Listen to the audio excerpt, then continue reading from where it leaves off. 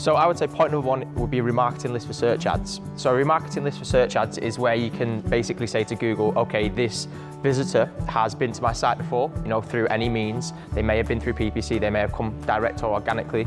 And you can then say, right, next time they type in a keyword that I'm targeting, I want to bid more for that keyword because I believe that they are more engaged with my brand because they've already visited my site before. Okay, and can you choose your own sorts of events? So for example, an event could be rather than just visiting the website, they've actually gone on to make a phone call. Let's target those people with an increased bid spend. Of course you can.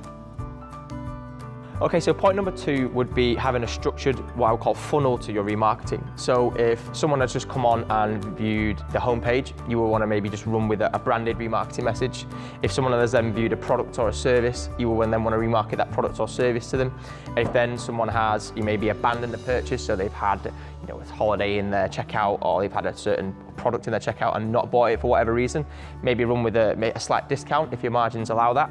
And then the biggest one that we see getting missed is remarketing to past buyers. So someone that has already engaged and bought from your brand, make sure that you're trying to entice them back to buy again because they obviously had a good enough experience to buy in the first place.